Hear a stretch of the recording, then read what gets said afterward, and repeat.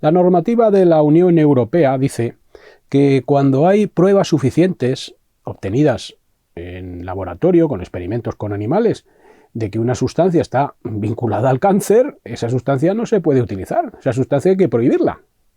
Sin embargo, a pesar de que en el caso del glifosato se ha visto que existen esas pruebas en animales de laboratorio, la sustancia, el glifosato, se sigue utilizando. La normativa europea también dice que si se ve que un pesticida está asociado a efectos de alteración hormonal, de disrupción endocrina, pues no puede utilizarse, no se puede autorizar. El glifosato ha sido asociado por estudios científicos a ese tipo de efectos. En estos momentos existe un serio motivo de preocupación, porque bueno, se tiene que decidir si se renueva o no la autorización de uso del glifosato. La última renovación o reaprobación del uso de esta sustancia en Europa se produjo en 2017.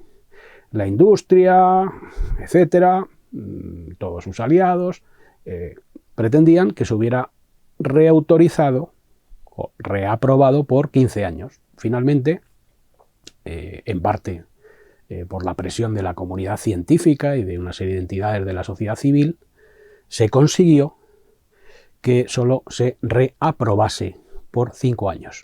Y claro, en estos momentos pues hay una enorme presión de la industria para que se vuelva a reaprobar esta sustancia y un deseo por parte de la comunidad científica, por la evidencia que existe acerca de los efectos negativos de esta sustancia, de que no se reapruebe. Y lo que sucede, lamentablemente, es que como suele ser la norma, la tónica general, pues las agencias reguladoras no han variado para el caso concreto del glifosato lo que es su práctica generalizada, que consiste en tener en cuenta fundamentalmente en la evaluación del riesgo de las sustancias los datos que aporta la propia industria interesada en comercializar la sustancia. Algo realmente llamativo, porque claro, la industria que tiene un negocio formidable con el uso del glifosato, pues está interesada en que se vuelva a reaprobar. Y bueno, si uno no es demasiado cándido, pues puede sospechar que los estudios que paga la industria a una serie de laboratorios, que son los que aporta fundamentalmente, pues pueden tender a minimizar el impacto, el efecto negativo que esa sustancia puede tener. Porque si esos estudios dijeran que esa sustancia es muy peligrosa, pues acabaría el negocio, ¿no? Y además hay que decir que estos estudios que nacen en un conflicto flagrante de interés, puesto que son estudios pagados por la industria interesada en que el pesticida siga comercializándose. Pero aparte de esto, son estudios que muchas veces son secretos. Y esto es algo verdaderamente inaudito, que se permita que en la evaluación del riesgo que para la salud pública representa una sustancia, se utilicen estudios secretos. No, señor. Para la evaluación del riesgo de una sustancia que pueda afectar a la salud pública, a millones de personas que se pueden ver expuestas a esa sustancia, todos los estudios, todos los datos que se empleen, tienen que ser públicos desde un primer momento. Y además, otra cuestión. Un estudio secreto no puede ser considerado bajo ningún punto de vista un estudio científico, porque la ciencia académica, es decir, la ciencia de verdad, hay una cosa esencial en ella, que es que publica todos sus estudios, todos sus trabajos, todas sus investigaciones en revistas científicas de prestigio, y al publicar estos estudios, pues pueden ser revisados por miles de investigadores de todo el planeta. Se someten al escrutinio de la comunidad científica y además se publica todo. Se publican los materiales, los métodos, las personas que lo realizan, los centros de investigación que lo han hecho, conforme a qué parámetros, a qué metodologías. Y cualquier investigador del planeta puede repetir ese estudio, ver si es así, si se obtienen los mismos resultados o no, si se ha hecho bien, si se ha hecho mal, profundizar en algún aspecto. Esto es esencial para que un estudio pueda ser considerado realmente un estudio científico. Los estudios secretos no son estudios científicos. Consiguientemente, como las agencias reguladoras, como por ejemplo la Autoridad Europea de Seguridad Alimentaria, se basan ante todo en estudios aportados por la industria, que muchas veces son secretos, cabe preguntarse si las agencias reguladoras se basan en la ciencia o en qué se basan para decidir el nivel de riesgo de una sustancia a la que nos exponemos millones de personas.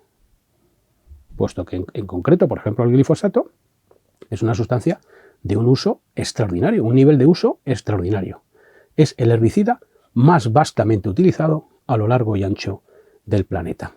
¿Cómo se está permitiendo esto? Bueno, pues esto se está permitiendo, ¿no? Y bueno, una serie de organizaciones de la sociedad civil, en consonancia con lo que dice la comunidad científica de verdad, la ciencia independiente, no la ciencia patrocinada por la industria, la ciencia pagada con dinero público de los centros de investigación científica más serios del planeta. Pues una serie de entidades, decenas de entidades de la sociedad civil, pidieron a la Comisión Europea, a la comisaria del ramo, la señora Kyriakides, que se asegurara, que se garantizase que en la evaluación del riesgo del glifosato se tuviera en cuenta no a la ciencia, entre comillas, probablemente, patrocinada por la industria, sino a la ciencia de verdad, a la ciencia académica, que no pasara como ha venido pasando, a lo largo de años y años, donde lo que se ha hecho es tener en cuenta, ante todo, a la ciencia de la industria. Lamentablemente, en la respuesta que la señora Kyriakides, Stella Kyriakides, la comisaria europea del ramo, dio a estas organizaciones de la sociedad civil, pues decía que no había que preocuparse, que la evaluación del riesgo de las sustancias tóxicas en Europa se hace siempre de manera independiente por parte de los Estados miembros, de los países y de las agencias reguladoras, que se tiene en cuenta toda la literatura científica disponible y que, bueno, que no había que preocuparse. Bueno, pues permítame usted, señora Kyriakides, pero sí hay que preocuparse porque lo que usted está diciendo no es cierto. En la evaluación de riesgos de las sustancias tóxicas en Europa no se hace lo que usted dice. La evaluación de riesgo no es independiente, se hace en base sobre todo a estudios nacidos en un flagrante conflicto de interés, pagados, patrocinados por la industria interesada en comercializar las sustancias, se hace por organismos de los Estados miembros que pueden ser influidos, y que de hecho lo son, por las industrias, y luego se someten a unas agencias reguladoras como la Autoridad Europea de Seguridad Alimentaria, donde desde hace años instancias como por ejemplo el Tribunal Europeo de Auditores o el Defensor del Pueblo Europeo han denunciado la existencia de una serie de conflictos de interés que no han sido debidamente resueltos. Es decir, personas ligadas a la industria, con vínculos con la industria, que están presentes en los paneles de expertos que deciden sobre si una sustancia es segura o no, si se tiene que autorizar o no.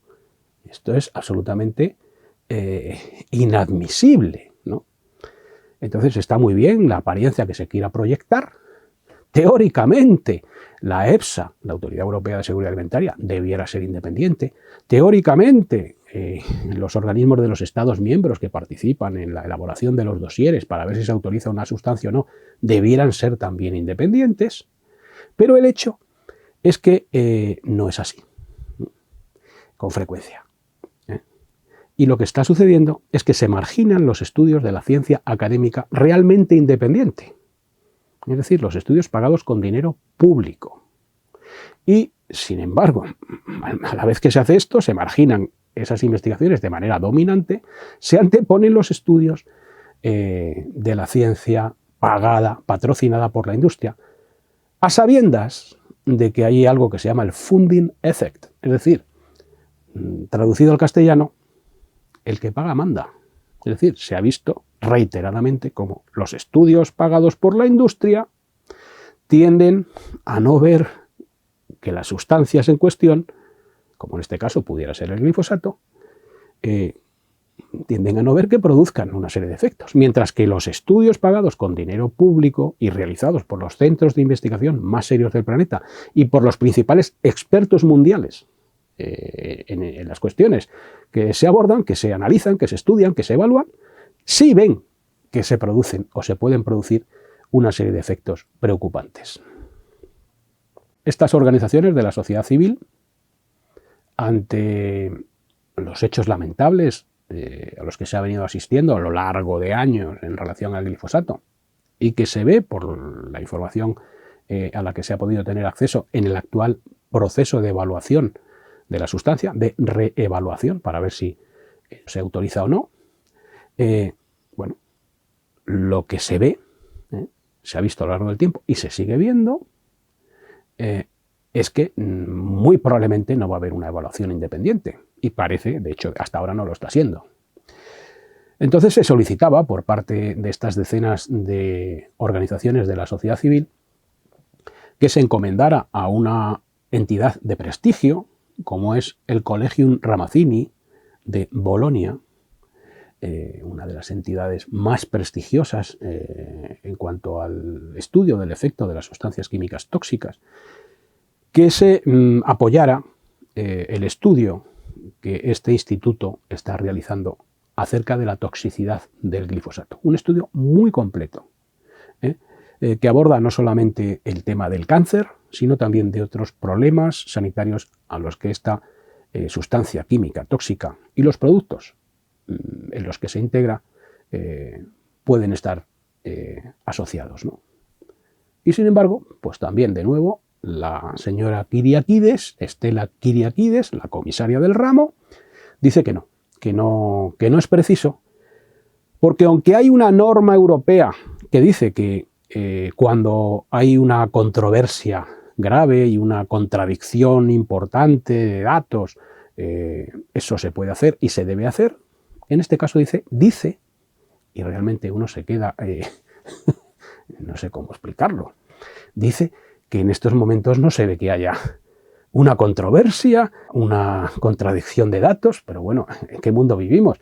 El caso del glifosato es un caso de libro, es una de las sustancias que más polémicas ha originado, donde la comunidad científica lleva muchísimo tiempo denunciando cómo se manipulan los datos y cómo hay una serie de hechos absolutamente impresentables, ¿no? O sea, es evidente que en el caso del glifosato concurre el supuesto que hace que se tenga que realizar un estudio como el del Collegium Ramazzini.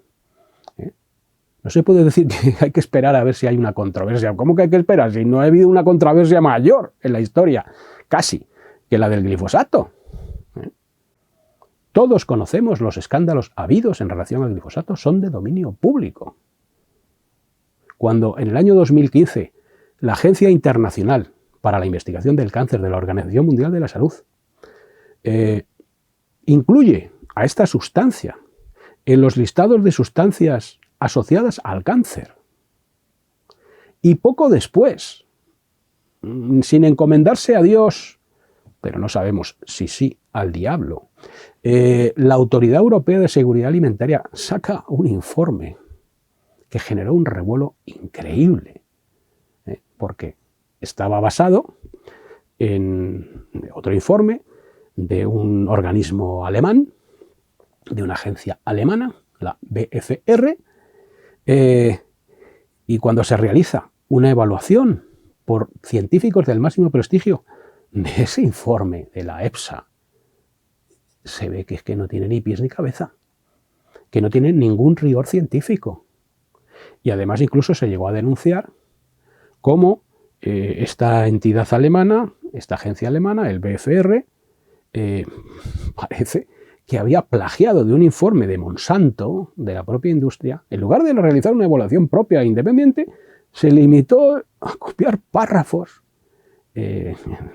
partes relevantes del informe, de un informe de la propia empresa que quiere comercializar, que quería comercializar y sigue queriendo comercializar, ahora integrada junto con Bayer, que sigue queriendo que se reapruebe esta sustancia. Bueno, no hay más que mirar la inmensa cantidad de estudios científicos, de declaraciones científicas que ha habido en esta cuestión. Hay una enorme controversia entre la ciencia de verdad y cierta ciencia, entre comillas, que está defendiendo el que esta sustancia se siga comercializando. Y esto verdaderamente es escandaloso. Es decir, no hay garantía de que la evaluación previa a su reaprobación o no sea realmente científica.